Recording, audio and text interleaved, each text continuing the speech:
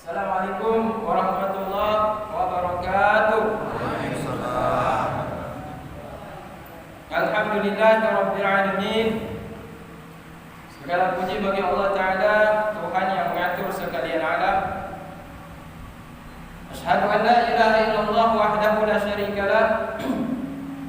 Wa asyhadu anna sayyidana Muhammadan abduhu wa rasuluhu wa la nabiyya ba'dah. Allahumma salli wa sallim wa barik ala sayyidina wa habibina Mustafa Muhammad ibn Abdillah wa ala alihi wa ashabihi ajma'in, amma ba'du. Rabbi shrah li sadri wa yassir li amri wa hlul 'uqdatam min lisani yafqahu qawli. Alhamdulillah, segala puji bagi Allah telah memberikan kepada kita kenikmatan hingga sampai Syawal masih bisa dalam kondisi sehat. Meskipun ada sebagian keluarga, ada sebagian saudara kita yang ditimpa musibah, maka hal itu merupakan pujian dari Allah Ta'ala yang telah Allah tetapkan dan wajib kita untuk ikhlas menerimanya. Maka yang masih diberikan kesehatan dan kekuatan, bersyukur kepada Allah Ta'ala dengan memperbanyak ibadah. Jadi ibadah tanpa ada ilmu, maka ibadah itu seperti angin lalu, tidak bermanfaat. Maka perlulah kita mengkaji ilmu, karena dengan ilmu ibadah itu akan bernilai di sisi Allah Subhanahu wa taala. Baik, kita kaji pada hari ini, malam ini, malam masuk 10 Syawal, yaitu 10 Lebaran.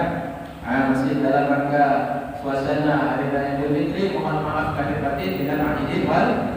Semoga kita termasuk orang yang kembali ke fitrah, yaitu kembali ke suci sebagaimana waktu dilahirkan orang tua. Amin ya rabbal alamin.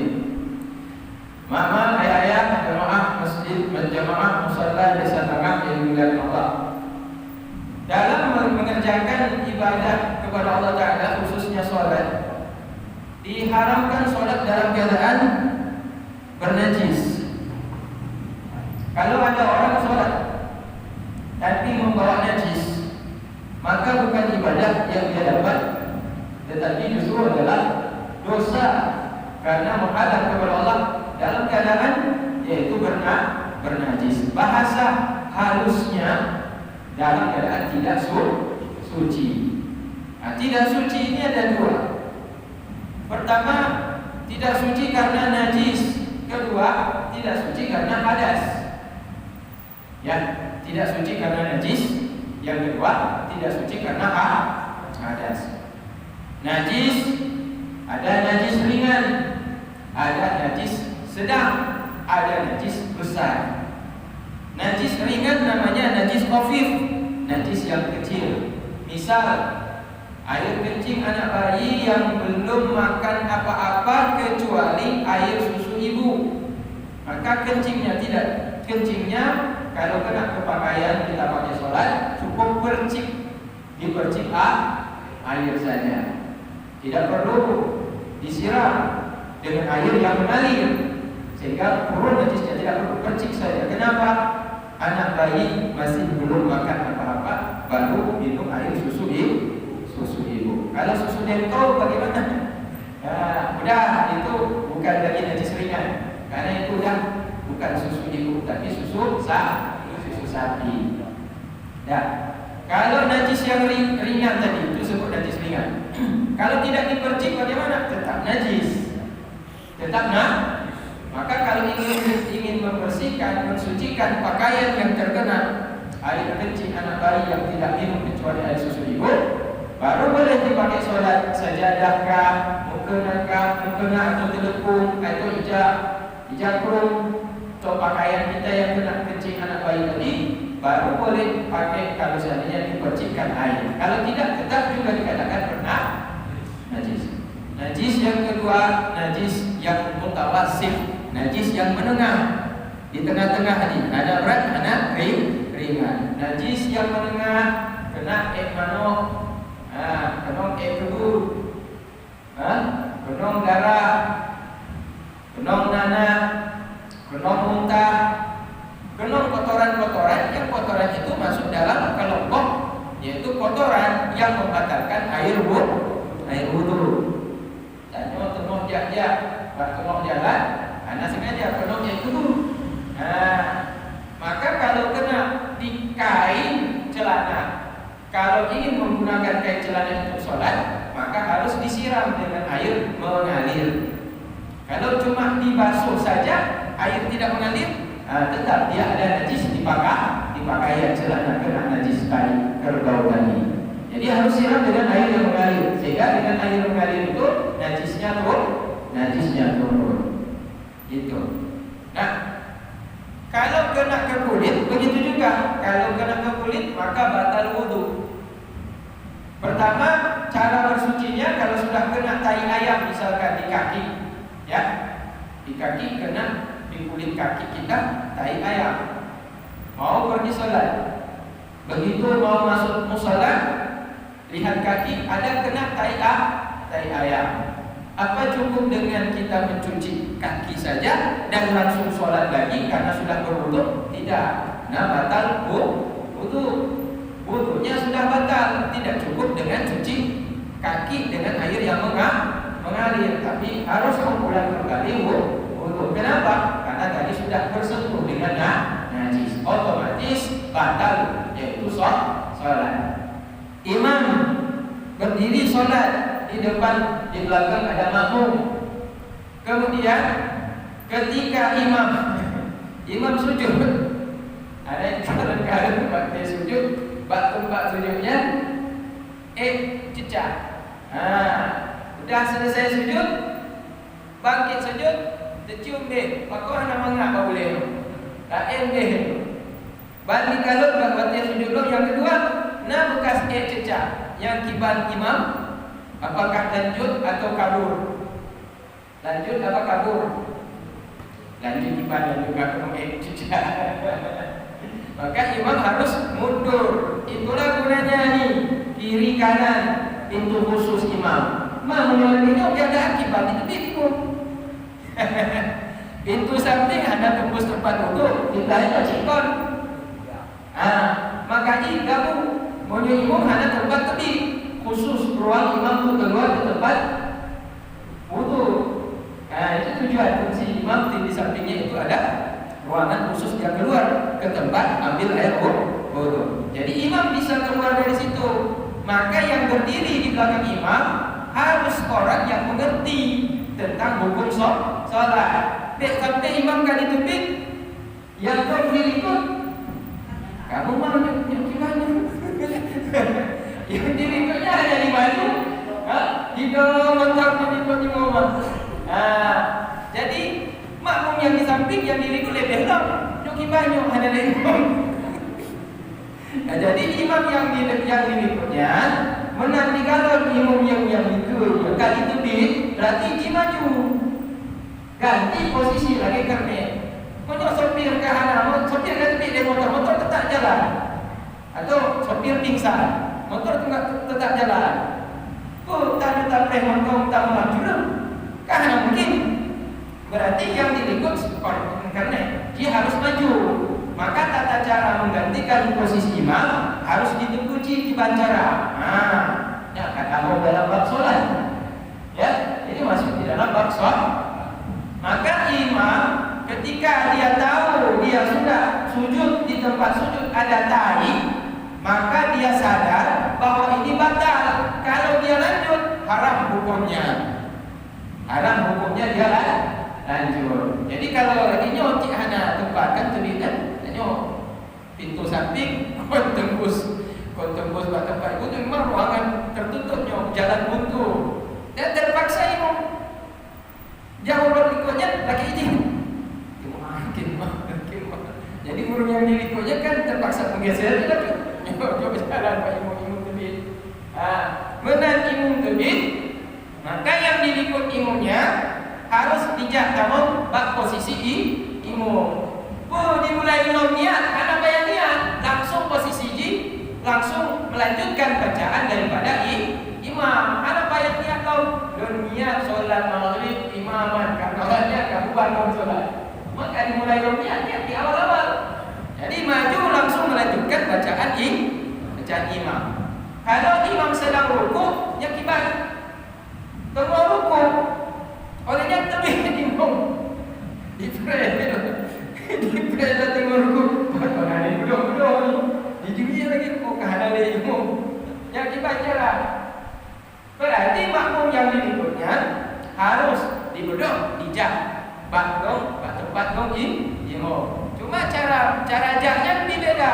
Nah diatur di dalam tuntunan solat berjamaah. Kiban cara dijaknya. Dia kemudian jak lagi tadi jak biasa. Nah cara kiban. Ya cara di.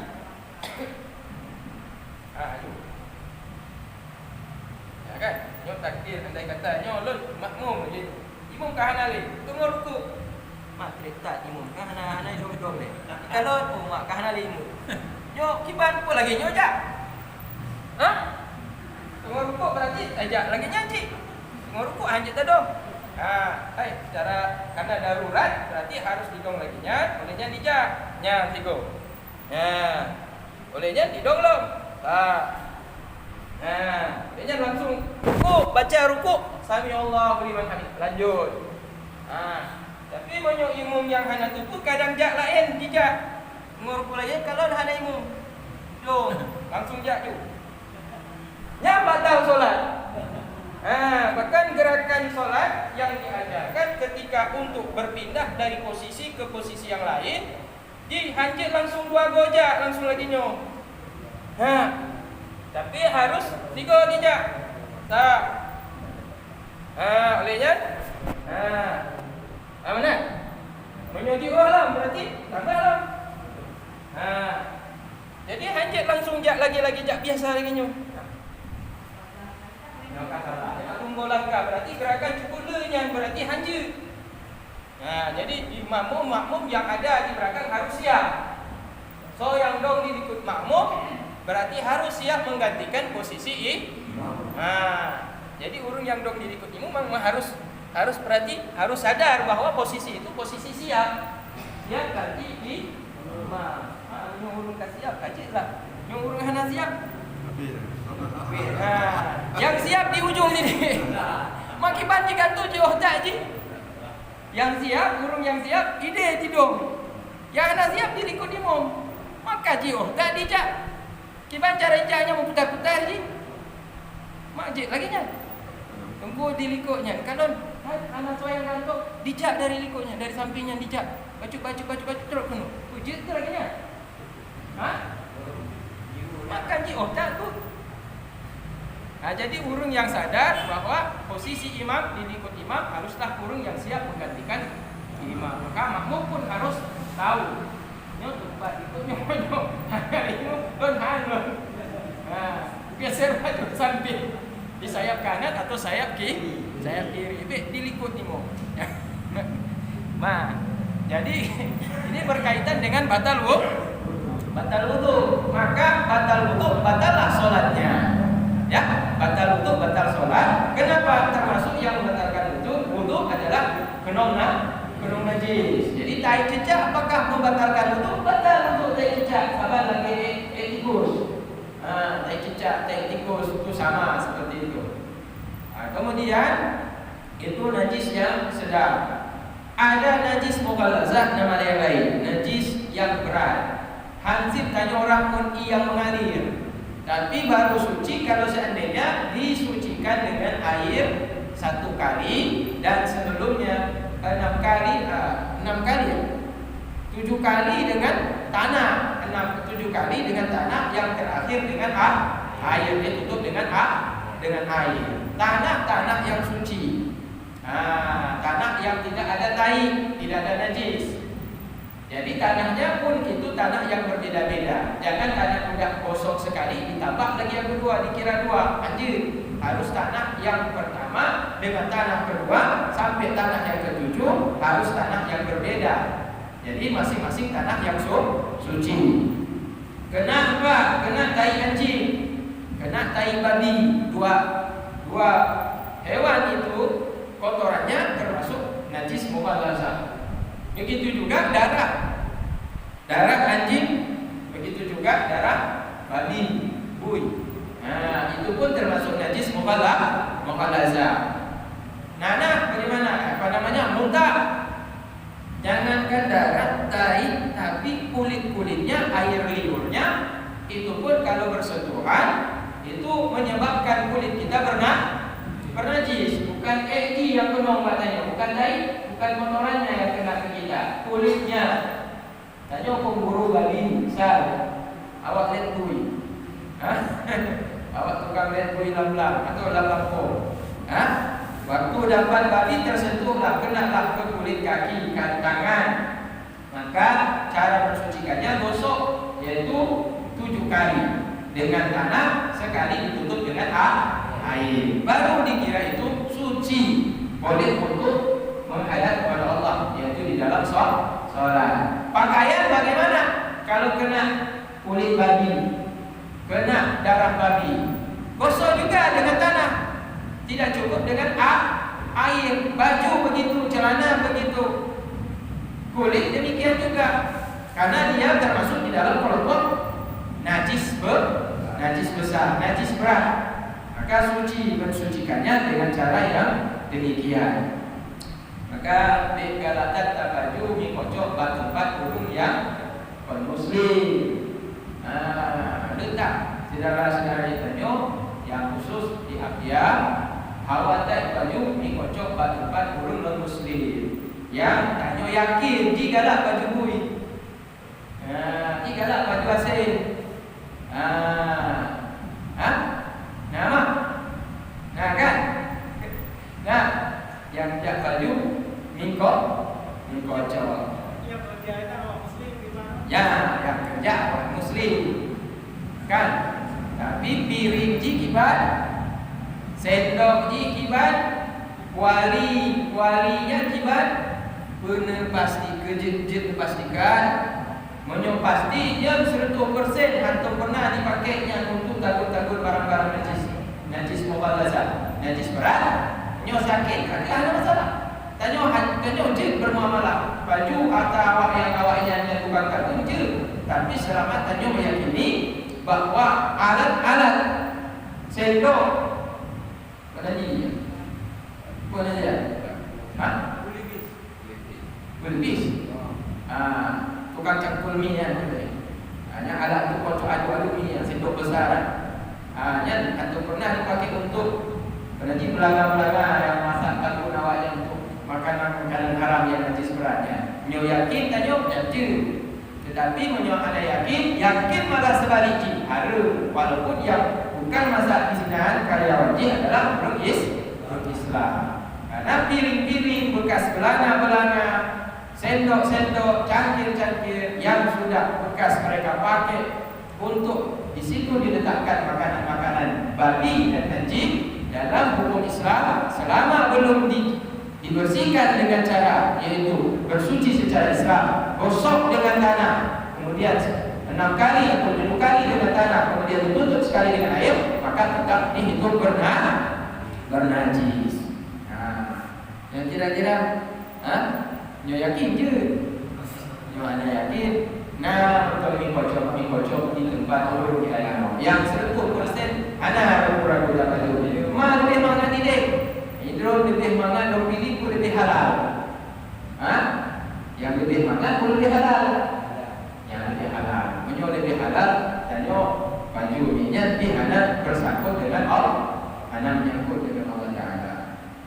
Nah, yang ini berkaitan dengan najis. Yang dikatakan Allah Ta'ala. Jadi kita masuk juga karena untuk menghadap Allah Ta'ala wajib dalam keadaan suci. Tapi kalau seandainya kita yakin bahwa kita dalam keadaan tidak suci kemudian tetap kita sholat, maka hukum sholatnya haram, tidak diridhoi oleh Allah. Cuma kasus orang di penjara di Guantanamo ini di mana? Di Kuba, Amerika Latin. Jadi tentara-tentara Islam yang perang lawan Amerika ditangkap, dimasukkan ke penjara Guantanamo oleh tentara Amerika. Terus di penjara Guantanamo itu tidak dikasih baju. Telanjang memang ada baju tentara-tentara Irak. Ya, tentaranya Saddam Hussein itu ditangkap, masuk penjara, nggak dikasih baju, disiksa. Jadi waktu sholat mereka teranjang dan mereka sholat dalam keadaan tidak ada pakaian, tidak ada ambilan wudu juga. Nah, mungkin ada tayamum, tapi yang jelas tidak ada pakaian mereka. Untuk satu lembar benang pakaian pun untuk tutup aurat tidak ada. Dia sholat sah walaupun terbuka aurat. Kenapa? Kondisinya memang dalam keadaan tidak ada pakaian. Begitu juga kalau tidak ada air tertutup pakai tanah. Ya, debu yang kira-kira debu itu suci, tidak bercampur najis, boleh diganti untuk tayamum. Jadi kalau dalam penjara tidak dikasih pakaian, tidak dikasih air untuk berwudu, tayamum saja. Ya, sekiranya kita yakin situ nampak ada debu, sudah tempel saja. Sekali ke muka, kemudian sekali lagi tempel ke tangan kanan, sambung ke tangan kiri, 2 kali tempel. Tidak sholat, tidak pakaian, tidak ada pakaian, tidak apa-apa. Kenapa? Kondisi dalam keadaan teraniaya. Jadi dalam hal-hal tertentu sesuatu yang haram dalam keadaan darurat dibolehkan menurut kadar hajat. Dan kemudian karena untuk masuk di dalam ibadah itu wajib suci, ya, wajib bersuci. Kita masuk ke dalam masjid untuk sholat, menghadap kepada zat yang sangat suci, maha suci, ialah Allah. Maka kita pun harus dalam keadaan suci. Begitu juga bagi orang yang meninggal dunia, orang yang meninggal dunia, jasad yang sudah tidak punya nyawa tadi itu akan dimasukkan ke alam yang baru, disebut alam kubur atau alam barzakh. Maka tidak diizinkan masuk pada alam itu dalam Islam kecuali dalam keadaan suci. Maka dia diwudukan oleh orang yang memandikan jenazahnya, dimandikan dan diwudukan. Sesudah diwudukan, sesudah dimandikan jenazah, barulah dia diberikan pakaian kafan. Maka kalau kita perhatikan, untuk menghadap kepada Allah wajib bagi kita untuk dalam keadaan bersuci, menghadap kepada Allah khususnya pada sholat dan pada waktu masuk ke liang lahat. Begitu juga waktu sholat jenazah, mayat begitu pun tetap dalam kondisi dalam keadaan suci. Dan mayat itu tidak ada yang terbuka aurat. Mayat tidak ada yang terbuka aurat.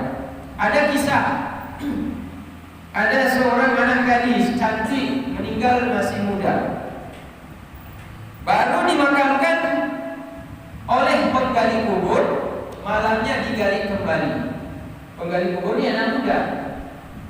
Pas ketika dia terima, ditengoknya parasnya cantik, timbul nafsunya, digoda sama setan. Maka malam harinya didatangi kubur, digali, kemudian diperkosa.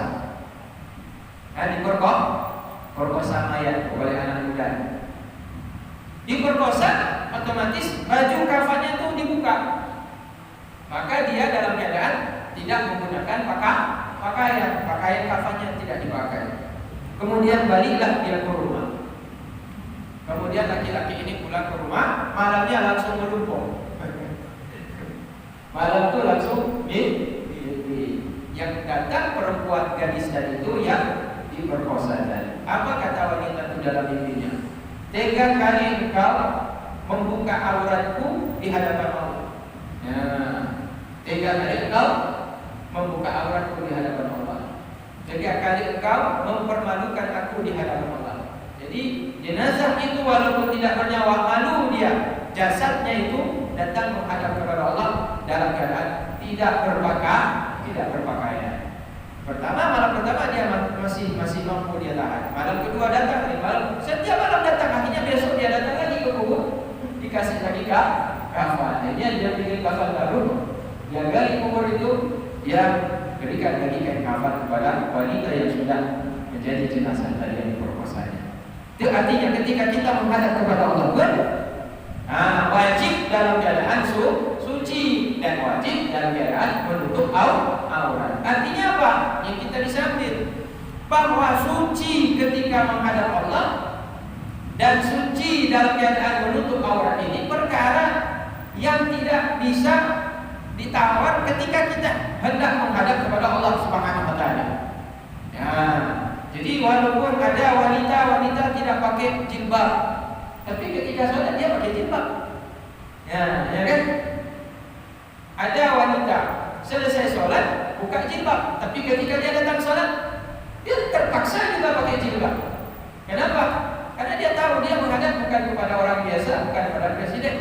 Tapi zat yang maha suci kalau kita datangi dalam keadaan tidak menutup aurat, berarti tidak ada sopan santun, maka apa yang kita lakukan ditolak oleh Allah Subhanahu wa taala. Nah, mungkin satu lagi kekurangan kaum wanita khususnya di Aceh. Ketika masuk ke masjid atau ke mushola pakai celana buntung. Nah, di dalam tasnya ada kain hijab atau ada telekung.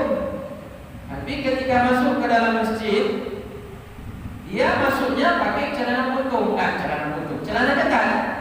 Nanti sudah masuk dalam masjid baru dia ganti telekung. Betul, kalau sholatnya pakai telekung, tapi masuknya dengan celana buntung. Nah, di sini dia melanggar etika dan hukumnya haram karena menggunakan pakaian yang ketat itu seperti telanjang juga dalam Islam.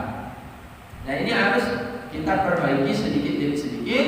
Nah, itu jangan pernah masuk dalam masjid itu dalam keadaan menggunakan pakaian ketat. Kalau bisa, kalau udah terlanjur pakai celana itu, nanti masih di luar udah pakai, yaitu kain telekung atau kain hijab. Jadi di sini itu dalam menghadap kepada Allah wajib kita bersuci. Maka di dalam melaksanakan sholat itu butuh kepada alat suci. Alat yang akan mensucikan kita itu disebut dengan air. Maka Allah Ta'ala turunkan air gunanya adalah untuk kita bersuci. Dan kemudian bersuci itu artinya melakukan sesuatu yang dibolehkan untuk sholat. Apa arti bersuci? Bersuci adalah melakukan sesuatu yang dengan perbuatan itu bisa kita melaksanakan ibadah sholat. Jadi perbuatan apa itu? Berwudu, ghuslin, mandi, tayamum, dan izalatul najasati, menghilangkan najis. Jadi ini 4 yang disebut dengan bersuci. Ada 4 perbuatan yang dibolehkan dengan perbuatan itu orang itu untuk ibadah sholat. Yang pertama apa? Yaitu wudu. Yang kedua apa? Mandi hadas besar, dari nifas, dari wiladah, dari junub. Dan yang ketiga tayamum bila tidak ada air. Ya, kalau orang mandi junub tidak ada air, orang berjunub, ya, orang berhaid, habis haidnya masuk masa suci, tapi tidak ada air, ganti dengan tayamum. Dan tayamumnya niat mandi atau niat ganti wudu? Ini belum mandi, bagaimana berwudu? Maka wanita yang berhaid, kalau dia sudah suci, berhenti darah haid, maka wanita ini kalau tidak mendapatkan air untuk mandi dari hadas haid tadi, maka diganti dengan tayamum. Niatnya sama, aku niat tayamum untuk membolehkan sholat fardu karena Allah Ta'ala. Habis itu sholat, sholat subuh. Kalau belum batal tidak boleh dipakai untuk sholat zuhur karena ini tayamum hanya untuk sekali pakai. Datang waktu sholat zuhur belum ada air juga, tayamum lagi untuk sholat zuhur.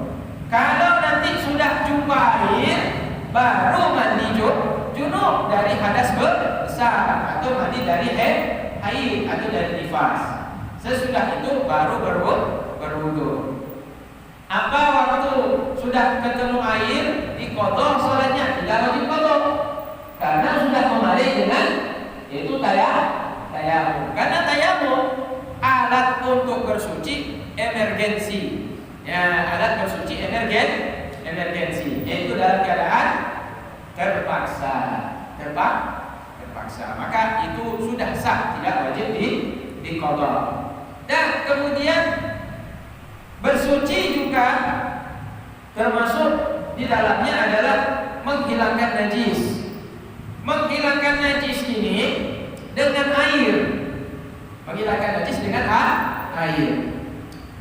Ada orang yang bernajis karena kena najis di luar. Ada orang yang bernajis karena najis yang keluar dari diri sendiri. Khusus najis yang keluar dari diri sendiri ada dua. Yang keluar dari tempat pembuangan kotoran depan, kubul namanya bahasa Arab. Yang keluar dari tempat pembuangan kotoran bagian belakang, disebut dengan nama dubur. Nah, maka dianjurkan di sini ada dua alat untuk bisa mensucikan. Yang pertama air, yang kedua batu. Nah, tapi batu bukan keramik. Kalau batu keramik ada tidak bersih, licin dia. Atau karena dia orang kaya pakai tisu. Nah, kalau di hotel-hotel orang Eropa, Amerika itu pakai tisu, pakai kertas tisu dia. Nah, dalam Islam tidak sah. Alat bersuci itu air dan batu. Maka zaman dahulu, di masa Rasulullah, sahabat-sahabat itu kalau bersuci menggunakan batu. Kalau batu yang dipakai afdalnya 3. Batu 3 buah. Kalau kecil. Tapi kalau 1 buah batu boleh juga, tapi punya 3 sudut. Batu punya 3 sudut. Nah, kalau batu bulat bagaimana kita? Boleh tapi besar. Jadi ada tempat yang pernah dipakai, ada yang tidak dipakai. 3 kali itu dioleskan di tempat keluarnya kotoran tadi. Nah, jadi sebelum masuk ke dalam tempat untuk buang hajat, bawa batu.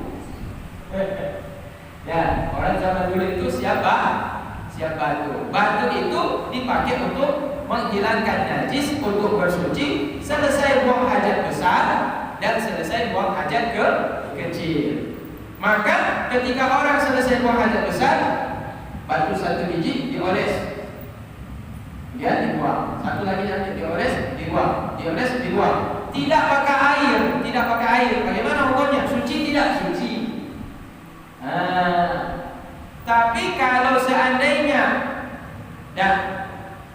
sesudah pakai batu kemudian dipergunakan air, maka lebih afdal. Maka itu lebih baik. Nah, di Eropa tidak pakai air. Di toilet Eropa mereka pakai kertas tisu. Maka dalam Islam ada yang diatur bukan dengan tisu, tapi dengan batu. Nah, maka batu ini lebih hemat daripada tisu. Kalau tisu habis pakai beli lagi, kalau batu habis pakai pergi ke sungai. Ya kan? Kalau jalan batu, siram batunya dikasih bersih, bisa pakai lagi untuk bersuci. Jadi batu itu hemat dia untuk umat Islam, bisa dipakai untuk bersuci. Ya, tapi zaman sekarang tidak ada orang menggunakan batu. Karena tidak ada, maka ramai yang tidak tahu ternyata batu bisa dipakai untuk bersuci. Ketika orang pergi dalam perjalanan jauh, mau pergi ke Jakarta naik mobil PM Top, singgahlah di Kusuk-Kusuk. Ya, jauh dari rumah, tidak ada masjid, jauh dari SPBU. Nah, turunlah dari mobil. Bus itu tidak punya WC dan toilet. Turunlah situ. Tidak ada air, tidak ada sungai, tidak ada rumah, tidak ada SPBU, tidak ada musola. Yang dibantah boleh. Minta batu. Cari batu. Lihat batunya, dilap dengan kain bersih, baru dipakai untuk menghilangkan najis. Jadi itu izalatul najasati, itu menghilangkan najis dengan air dan dengan batu. Jadi menghilangkan najis termasuk adalah perbuatan bersuci yang dibolehkan untuk menghilangkan najis agar seseorang bisa mengerjakan ibadah sholat. Jadi ada 4 yang disebut bersuci. Pertama, berwudu. Kedua, mandi dari hadas besar. 3, tayamum. Yang keempat adalah menghilangkan najis. Kalau orang ingin mandi hadas besar, sebelum dia mandi, hilangkan dulu najis. Jadi sebelum mandi hilangkan najis. Ya, sebelum kita niat, aku niat mandi untuk mengangkat hadas besar. Apakah karena junub? Apakah karena haid? Apakah karena nifas? Niatnya, kalau dia niat, aku niat mandi junub, aku niat mandi untuk mengangkat hadas besar, maka itu boleh. Sebabnya apakah karena haid atau karena nifas atau karena berhubungan suami istri. Cukup memadai dengan dia tadi itu. Tetapi syaratnya sebelum dia badan tadi itu sudah dibersihkan dengan air dari najis-najis yang zahir. Najis-najis kotoran-kotoran yang nampak, yaitu ada darah, ada tai, dan yang lain-lain.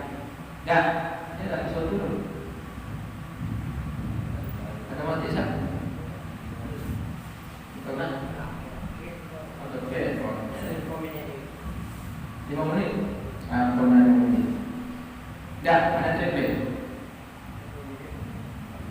Jadi kemudian faqala, karena termasuk di dalam alat untuk bersuci itu adalah air, maka dibahas di sini air itu ada 4. Yang pertama, air yang boleh untuk bersuci dengannya itu ada 7. Ada 7 air yang dibolehkan untuk bersuci. Pertama, air miyah ma'us sama, yaitu air langit, air yang turun dari langit. Air turun dari langit ini namanya air hujan. Ya, air yang turun dari langit ini disebut dengan air hujan. Kalau orang mau berwudu dengan air hujan sah, tampung saja langsung dengan tangan. Ya, begitu turun dia dari pancoran atap rumah, langsung tampung saja. Nah, berwudu terus di situ. Sah hukumnya. Yang kedua, ya.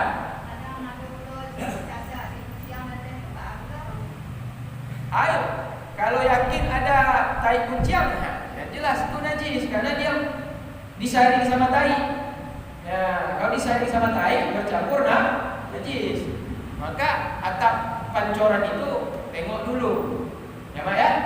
Tengok kalau tidak ada tai kucing, berarti sah untuk bersuci. Hanya atap itu kalau kita pakai nanti bisa kita tampung air wudu untuk berwudu atau mandi. Misalkan krisis air, tidak ada air untuk mandi junub, maka ambil air wudu boleh melalui air hujan yang ditampung dari atap tadi itu turun, boleh langsung mandi, boleh langsung berwudu. Tapi pastikan tidak ada najis di atas. Ambil tangga, tengok naik ke atas. Ya. Atap saya kenapa? Atap saya bersih, kalau atap yang tidak keluar orang. Maka kadang-kadang ngaji, minyak diatur hubungan tak komponen kan, masih pokok tak kalon. Sampai tak mano junub tak sangka kasus pagi nanti kucing, ni. Nah yang kedua adalah ma'un nahri, ma'ul bahri, air laut. Maka kalau orang berwudu di laut, itu mudah. Nelayan kalau mau berwudu itu mudah. Ya, tinggal ambil air laut saja dia berwudu. Ya, atau mau mandi junub tinggal loncat saja. Ya, loncat saja, begitu naik masuk ke dalam laut, langsung dia takut dia mandi junub, baru bukan lawakan. Kemudian yang ketiga adalah ma'un nahri, ikrun, air sungai. Air sungai selama air itu mengalir, itu tetap sah untuk berwudu. Ketiga, ma'ul bi'ri, imun, air sumur. Ya, Pak ya? Jino. Nah, imun tadi kata tutup jino sebab karena mesin bor kan? Mesin. Jadi pada air sumur bisa dipakai ketika mati lampu. Tapi rata-rata orang sekarang sudah tutup ya di semen. Jadi ketika mati lampu udahlah airnya ada di bak. Ke berapa ni? 4. Ma'ul air, air mata air. Air mata air, air mata air itu mengalir tanpa air itu dari dalam tanah itu keluar air. Ke berapa? Ke 6. Ma'ul salji, air salju. Di Rusia banyak nih, Cina, ya, di Amerika, di Eropa, di Jepang. Air salju. Gimana cara tanya coki butuh koki salju? Bagaimana caranya berwudu dengan air salju? Langsung gosok terus, masukkan tangan, gosok-gosok terus. Tapi kan masih kayak es dia belum cair. Anakku, gosok-gosok terus. Gosok-gosok terus. Nanti langsung lagi. Nanti dicok ditabung, tapi pasolan leher, dikusung, cair, berubah menjadi air cair, baru dipakai berwudu. Yang oleh agak dalamnya. Tapi kalau seandainya tempat modelnya kibat, model cokju, salju yang di jalan, jadi tidak masalah. Langsung gosok juga dah. Bagian-bagian yang menjadi anggota wudu. Punya mana kibat? Mana? Mau di salju? Boleh. Boleh di sini. Mana orang mana mau di salju ini ada. Tapi jadi dingin. Yang lebih bagus tak tahu dah ember, tak tahu lambah atau cukup cair. Jadi mana ada nomor suhu mudah dipanaskan. Dah. Tapi kalau untuk ya tak perlu dipanaskan ya, cukup dengan digosok dengan air salju dasar. Dan yang terakhir ma'ul baradi, yang paling air embun. Karena air embun ini ada pada waktu subuh, dini hari, ada pada daun-daun, ya, daun-daun pohon-pohon yang punya daun itu ada air di daun-daun, itulah air embun. Jadi cara berwudunya gimana? Apa yang tampung ember dan cukup karena di daun itu sedikit airnya. Jadi sapu lagi. Sapu lampunya nanti sapu ini. Cukup berat bukan. Jangan mau kata menyuci mahal lagi lain. Iki yang digugah dirinya kahanale atau terpaksa tak kalah. Anak ujian tapi bengoknya tak kalah di daun-daun pohon-pohon nanai. Tapi ujian ada malah, tapi nai di daun nyanyi tak pakai untuk berwudu.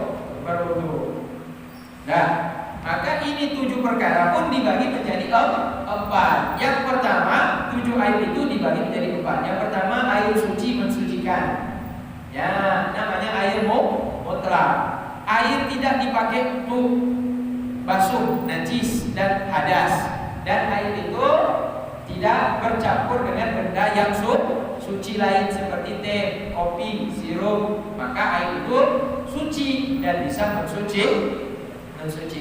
Disebut air mutlak. Inilah yang kita pakai mandi dan pakai berwudu.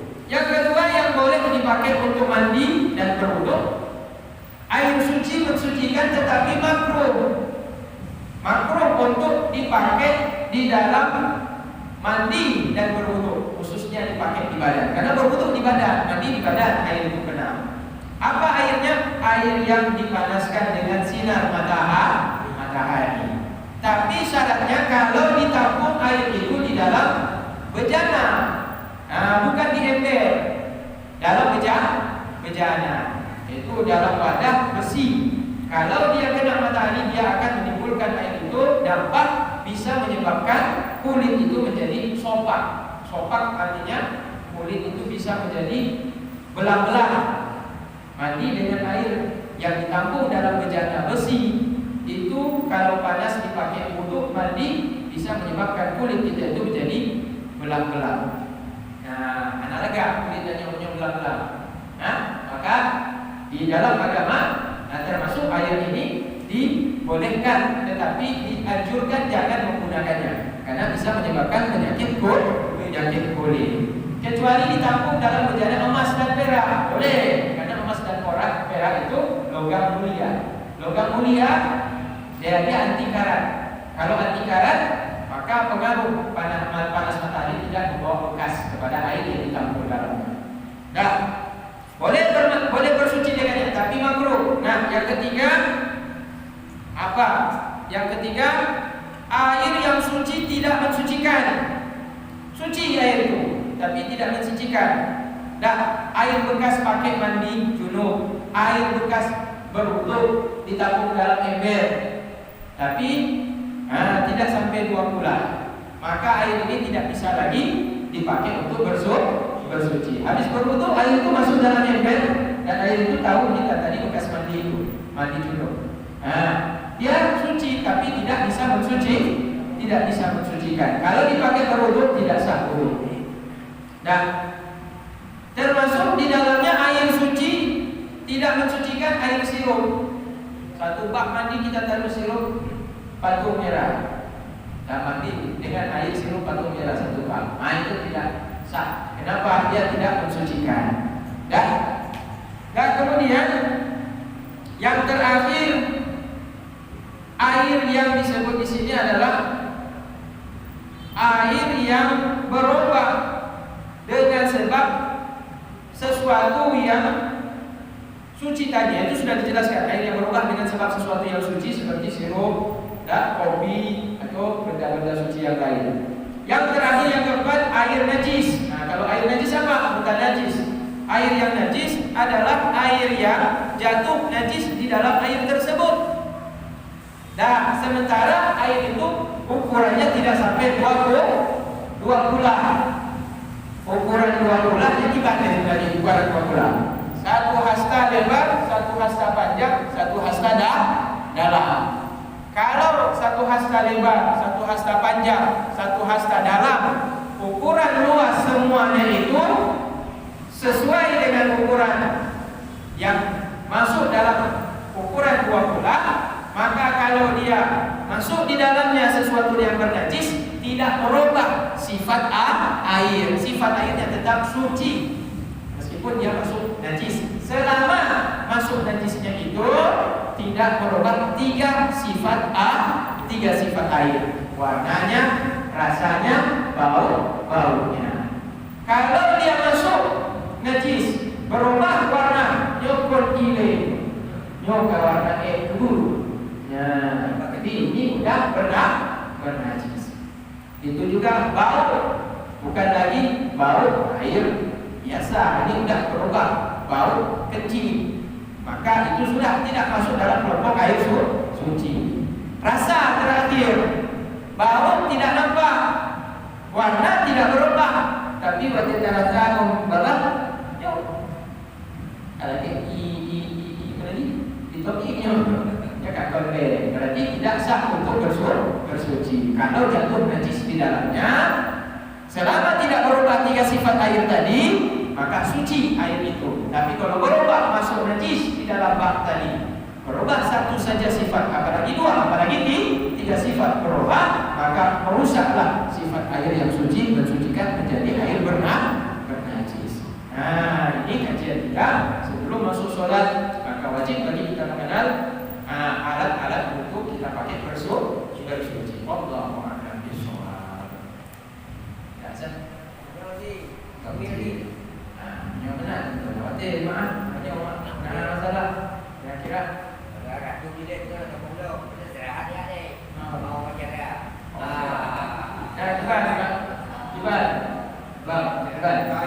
Kain yang kena kencing anak bayi tadi, percikannya berapa kali? Ya, percikannya sekali itu ya. Percikannya berapa ya? Sudah lupa saya. Berapa kali percik? 3 kali ya? 3 kali minimal. 3 kali. Ya, 3 kali. Satu lagi, masalah imam tadi keluar, diganti sama makmum. Otomatis posisi makmumnya maju ke depan ini kan kosong. Apa makmum yang lain harus merapat? Jadi makmum, ketika posisi makmum menggantikan posisi imam kosong satu orang, maka yang di samping merapat dia. Yang di samping merapat. Kalau tidak ada yang maju dari belakang. Utamanya mana? Utamanya di belakang maju. Yang utamanya yang di belakang maju. Tapi kalau yang di samping tidak juga merapat, Ya, kalau yang di belakang tidak juga ada yang maju, maka yang di samping dia merapat. Ya. Misalnya kalau nggak ada jam belakangnya, nggak ada yang Maju. Ya, tidak ada yang siap, maksud tidak ada mengerti ini. Gimana? Ada anak-anak misalnya itu gimana? Ada halangan.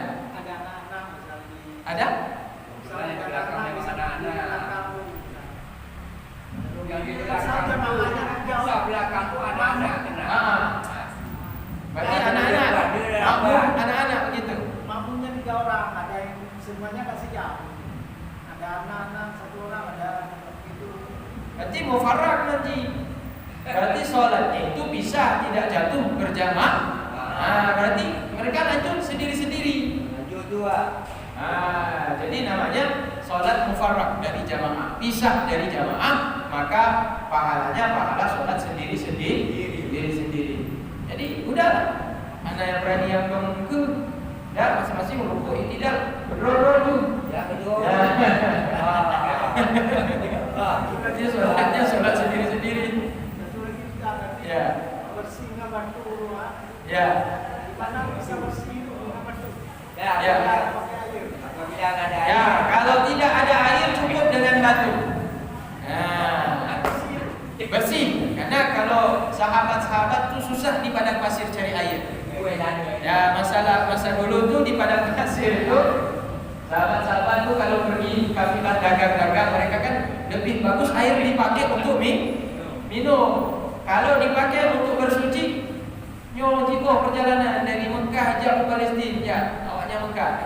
Nah, atau dari Mekah berangkat ke Yaman. Itu masih ada Ah. Jadi batunya digosok, buang. Gosok, buang, cari batu yang lain lagi. Ya Gosok, tiga buang. udah ada. Ada penampungannya tiga. Ya. Lagu lagu tiga dia. Mana dia lagi lagu tiga kali dah tapi cuma yang dua dia. Kira-kira menurut yakin aja nyoka anale yang melekat.